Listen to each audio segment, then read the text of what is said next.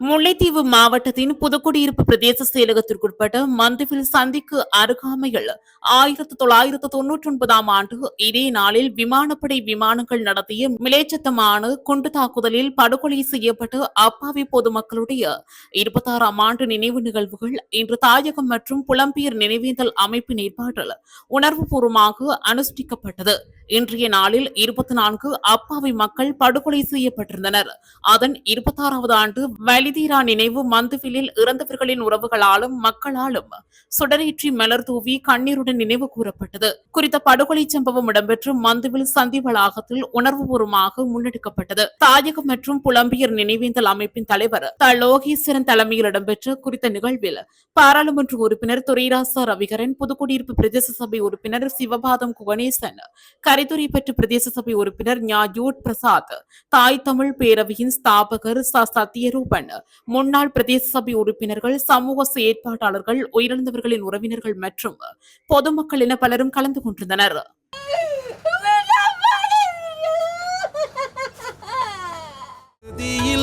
நடந்தது அழிவுகளே இதற்கு. இன்றைய தினம் 1999 ஆண்டு 9 மாதம் 15ஆம் தேதி சில்லென்று எமது தாயக பிரதேசத்திலே பறந்து வந்த ஸ்ரீலங்கா விமானப்படைக்கு சொந்தமான விமானங்கள் இந்த வீதி வழியே வந்து கொண்டிருந்தவர்களும் இதில் அருகாமையில் இருந்த சந்தை பகுதியிலும் பல குண்டுகளை வீசினர். வீசி 24 அப்பாவி பொதுமக்களை படுகொலை செய்த அந்த கரிநாளான 26வது ஆண்டை நாங்கள் இன்று இந்த சம்பவ இடத்திலே நிகழ்த்தி கொண்டிருக்கின்றோம். அந்த வகையிலே ஸ்ரீலங்கா பேரணவாத அரசானது தமிழ் மக்களை கட்டமாக பல வகையிலும் படுகொலை செய்யதை நீங்கள் அறிவீர்கள். உதாரணத்துக்கு பார்த்தால் உங்களுக்கு தெரியும், எட்டி பார்க்கும் தூரத்திலே பச்சிலை பாலகர்கள் முகாமைத்துவ கற்கநெறி பயில சென்ற அந்த 54 மாணவர்களினுடைய அந்த குருதியினை எடுத்துக்கொண்டதை நீங்கள் அறிவீர்கள். அது மட்டுமல்ல, வெட்டி பார்க்கும் தூரத்திலே பெரும் இனப்படுகொலையை செய்த அந்த முள்ளிவாய்க்கால் அவலங்களை நாங்கள் மறந்துவிட முடியாது. சம்பஸ்தீஸ்வரியம், சத்துருக்கொண்டான் படுகொலை, கிளாலி படுகொலை, வடமராட்சி பாடசாலை மாணவர்கள் மீதான படுகொலை என்று தொடர்ச்சியாகவே பல படுகொலைகளை நாம் அடுக்கிக் கொண்டு செல்லலாம். எமது மாவட்டத்திலே மட்டும் 32 படுகொலைகளை இந்த சிங்கள மத்திய அரசு செய்திருக்கிறது. எமது மக்களை கொன்றளித்திருக்கிறது.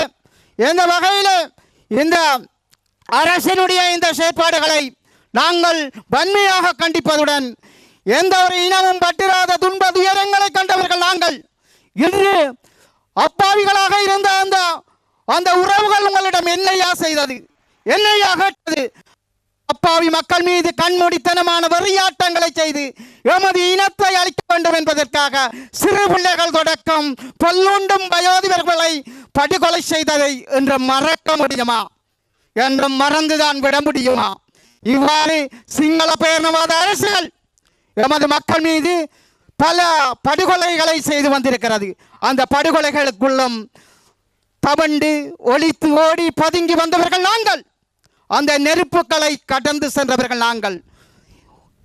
உயிரை கையில் பிடித்தவரே, துண்டை காணும் முனியை காணும் ஒரு உடுபுடவைகளும் மற்றவையே நாங்கள் எங்களுடைய சொந்த வீடுகளை, சொந்த மண்களை இழந்து, உறவுகளை இழந்து தடை முகாம்கள் சென்று இன்று மீள குடியேறி இன்றும் அந்த பலி வேதனைகளின் இதயங்களை தொட்டு மறந்து விடவில்லை.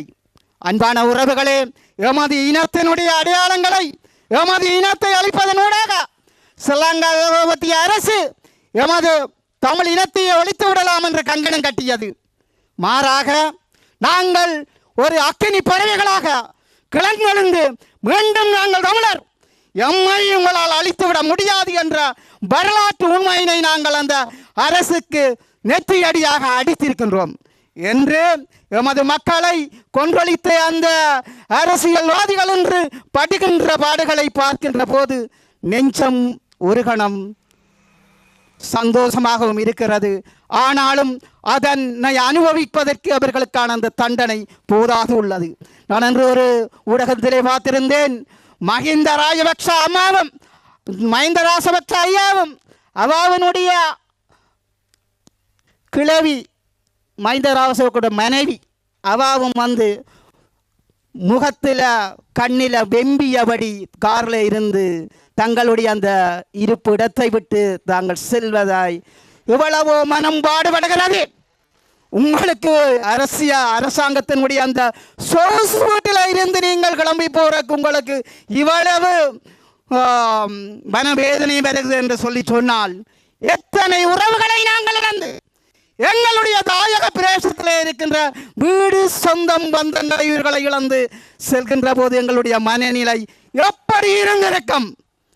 இது ஒரு பாடமாக அமையும் என நான் நினைக்கின்றேன். என்றாலும் கூட நாங்கள் இந்த நினைவுகளை நாங்கள் மறந்துவிட முடியாது. நினைவுகளை தொடர்ச்சியாகவே நாங்கள் இந்த தாய் தமிழ் பேரவையும் தாயக மற்றும் புலம்பெயர் ஒரு நினைவேந்தல் அமைப்பும் மேல்குடியேற்றத்துக்கு பின்னர் தொடர்ச்சியாக செய்து வருவதை நீங்கள் அறிவீர்கள். என்றாலும் கூட சில மனவேதனைகள் எங்களையும் விட்டுவிடவில்லை. இன்று சில சுதந்திரங்களை கண்டுவிட்டார்கள் போல சில சமூக செயற்பாட்டாளர்கள் என்று மாறு தட்டி கொண்டு பலர் இங்கே கங்கணங்கட்டி அந்த மாவீரர் நிகழ்வுகளையும் அந்த இறந்தவர்களின் நிகழ்வுகளையும் என்று கொச்சைப்படுத்தி ஏளனப்படுத்துகின்ற ஒரு ஜாவார தளமாக என்று மாறி வருவதுடன் அரசியல் பேச்சுக்காகவும் அரசியலும் அவர்கள் செய்து வருவது மனவேதனை அளிக்கிறது. குறிப்பாக சொல்ல போனால் எல்லா விடயத்தையும் நான் நேருக்கே பகிரவன், அதை பற்றி நான் பயப்பட போவதும் இல்லை.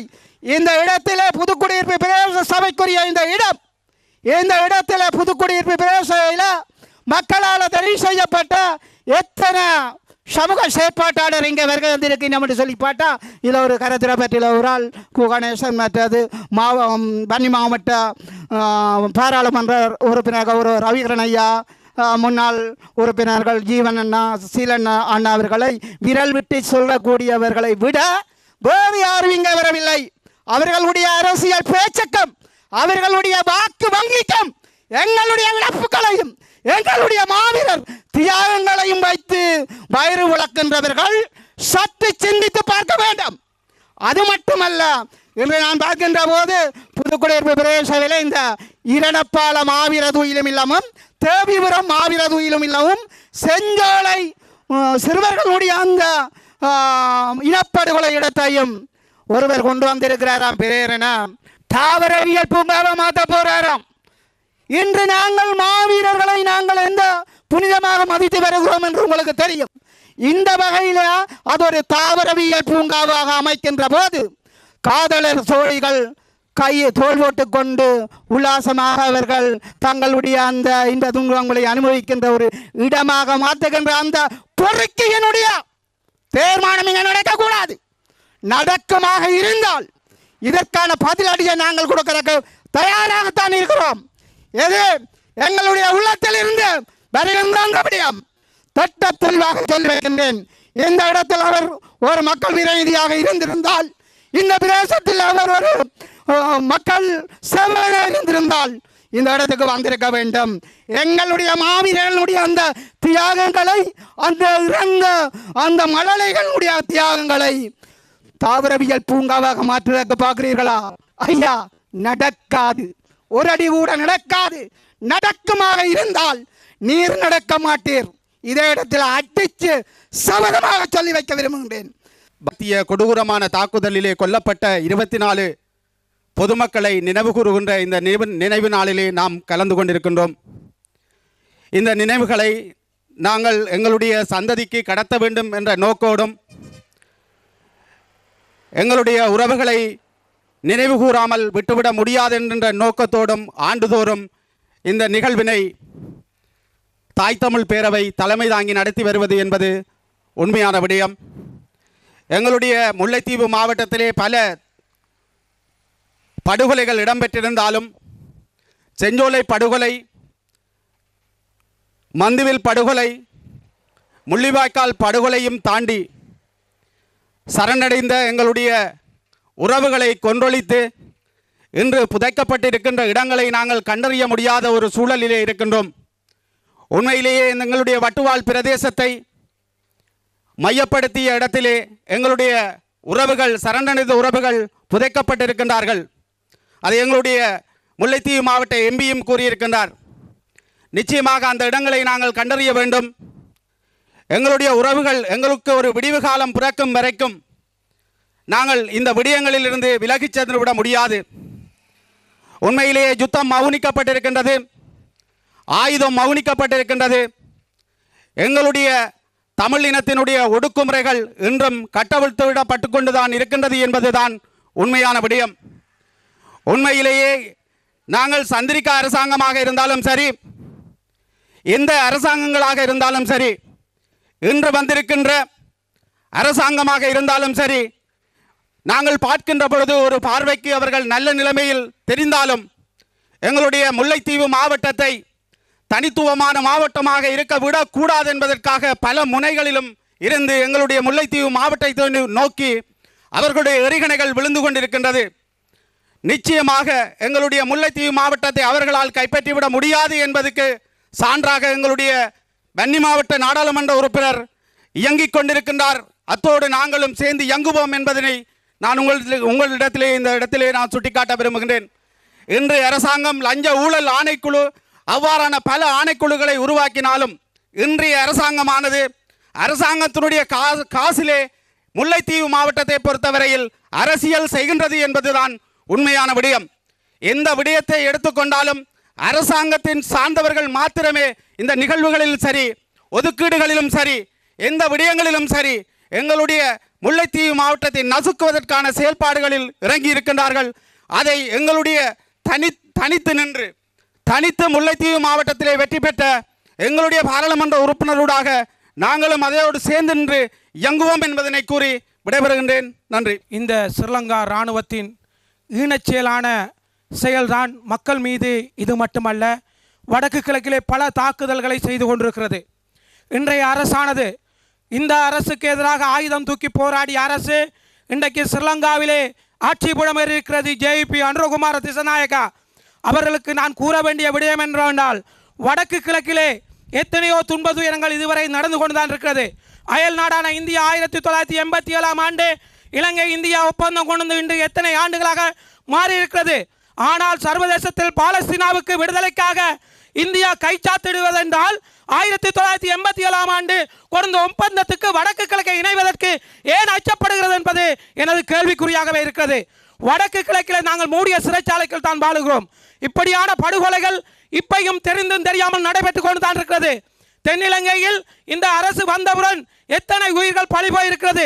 துப்பாக்கி ரவைகளால் துப்பாக்கி சூட்டுக்கு இலக்காகப்படுகிறார்கள். இன்று அதே நிலைமை எங்களுக்கும் வரும். நாங்களே எங்கள் இந்த நாட்டை வடக்கு கிழக்கில் ஆள வேண்டும், தமிழர்கள் சுயமாக வாழ வேண்டும் என்பதற்காக ஏன் இந்தியா மௌனம் காக்கிறது? ஆனால் எமது கட்சியோ எமது இனமோ இந்தியாவை தான் நம்புற என்று சொல்லுகிறார்கள். ஆனால் இந்தியா எங்களை வைத்து பவடக்காயாக பயன்படுத்துகிறது. எமக்காக ஒரு தீர்வினை பெற்றுத்தர விருப்பவும் இல்லை. இன்று 1999 ஆண்டு நடந்தது கொலை அல்ல, எத்தனையோ கொலைகள், எத்தனையோ கற்பழிப்புகள் இந்த ஸ்ரீலங்கா இராணுவத்தால் நடைபெறுகிறது. ஸ்ரீலங்கா உலகத்திலேயே ஒரு மனித அழிவை, கற்பழிப்பு, கொள்ளைகளை செய்த ஸ்ரீலங்கா இராணுவம் இன்று வெள்ளையடிக்கப்பட்டு எமது கிராமங்களுக்கும் எமது மாவட்டத்துக்கும் இன்னும் இருக்கிறார்கள். இவர்களுக்கு என்ன வேலை? இன்று நீங்கள் சொல்ல எத்தனையோ இடங்களில் இராணுவம் விசாரணை என்று உங்களுக்கு அயலில் முத்தியங்கட்டில் கூட நடந்த சம்பவம் தெரியும். ஒரு இராணுவ கேம்புக்கு ஒரு அப்பாவியை அழைத்து கடைசியாக குளத்தில் விழுந்து இறந்ததாக முடித்து விட்டார்கள். ஏன்? சட்டம் அவர்களின் கையிலே. இப்படியான துன்ப துயரங்கள் நடந்து கொண்டுதான் இருக்கும். நாங்கள் இதுக்காகத்தான் சொல்லுகிறோம், எம்மையும் இந்த வடக்கு கிழக்கை பிரித்து விடுங்கள். சர்வதேசமே, ஐநாவே கண் திறந்து பாரு. நாங்கள் பேசும் பேச்சு தென்னிலங்கையில் உள்ள எந்த ஜனாதிபதிக்கும் காதில் கேட்காது. இது ஐநாவுக்கான குரல் ஒன்று ஒலிக்கும் என்பதை கூறி விடைபெறுகிறேன். நன்றி, வணக்கம். படுகொலைகள், இனப்படுகொலை தொடர்ச்சியாக எமது மண்ணில் நடைபெற்று கொண்டிருந்ததை யாரும் மறக்க முடியாது. அந்த வகையிலே மந்துவில் படுகொலை பலருடைய மனதிலும் இன்னும் ஆறாமல் தொடர்ச்சியாக இந்த இடத்திலே நினைவு கூர்ந்து கொண்டிருக்கிறீர்கள். நாங்களும் வந்து கொண்டிருக்கின்றோம். மறக்க முடியாது இலங்கை அரசாங்கத்தின் கொடூரமான படைகள், இராணுவமோ அந்த நேரம் இருந்த எத்தனை பிரிவுகளோ அத்தனை பிரிவுகளும் எங்களுடைய தமிழ் மக்களை வருடத்தில் 365 நாளும் ஒவ்வொரு நாளும் நாங்கள் நினைவு கூற வேண்டி இருக்கின்றது. அவர்களுடைய படுகொலைகளை நாங்கள் நினைவு கூற வேண்டி இருக்கின்றது. இவ்வளவு மக்கள் ஆயிரக்கணக்கல்ல லட்சக்கணக்கில் கொன்று குவித்து எங்களுடைய இனத்தை கொன்று குவித்து அந்த இனத்தினுடைய நினைவுகளில் எங்களுடைய உறவுகளின் நினைவுகளில் விட்டு அகலாமல் நாங்கள் ஒவ்வொரு தடவையும் ஒவ்வொரு இடத்திலும் நினைவு கூர்ந்து கொண்டிருக்கின்றோம். இந்த கொடுமையானவர்களுக்கு இறைவன் நிச்சயமாக தண்டனை வழங்கி கொண்டுதான் இருப்பான் என்பது உங்களுக்கு தெரியும். அந்த வகையில் இன்றைக்கு நாங்கள் ஏதோ ஒரு விதத்தில் கண்கூடாக ஒவ்வொருவரும் அனுபவித்து கொண்டிருப்பதையும் பார்க்கின்றோம். நிச்சயமாக திலீபன் அவர்களையும் இதிலே ஞாபகப்படுத்த விரும்புகின்றேன். 38 ஆண்டுகள் இன்று எமக்காக அந்த 5 அம்ச கோரிக்கையை வைத்து திலீபன் அவர்கள் அந்த கோரிக்கையின் பால் ஈடுபட்டு அந்த உண்ணாவிரதத்தை ஆரம்பித்து வைத்த நாளும் இன்றுதான். ஆனால் அந்த கோரிக்கைகளை இலகுவாக தீர்க்கக்கூடிய கோரிக்கைகளே நிறைவேற்றாமல் இந்திய இலங்கை அரசாங்கங்கள் சேர்ந்து ஒரு கபடத்தனமாக நடந்து கொண்டு எமது மக்களின் மீது கட்டவிட்டு விடப்பட்ட இனப்படுகொலையை புரிந்ததை நாங்கள் எல்லோரும் அறிவோம். இதற்கு எங்களுடைய நான் சிசியர்மார் என்று தான் சொல்லுவேன் உரையாற்றினவர்களை. உண்மையிலேயே என்னோடு பணியாற்றி கொண்டோ அல்லது கலந்து கொண்டோ அல்லது ஆலோசனைகள் பெற்றோ அல்லது அவர்களுடைய ஆலோசனைகளை நான் கேட்டோ அப்படித்தான் வளர்ந்து கொண்டிருக்கின்றோம். அந்த வகையில் எங்களுடைய சிஷ்யர்கள் மிக கடுமையாக தங்களுடைய உரைகளிலே செவ்வனே உங்களுக்கு எடுத்து சொல்லி இருக்கின்றார்கள்.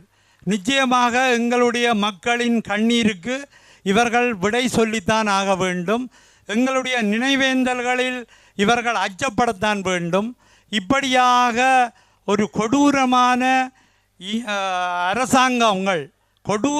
அரசாங்கங்கள் இங்கே இருந்தது என்பதை யாரும் மறக்க முடியாது, உலகம் மறக்க முடியாது. ஏன் தான் பன்னாடுகள் இன்று வரைக்கும் இதை காலங்கடத்தி கொண்டிருக்கின்றதோ தெரியாது.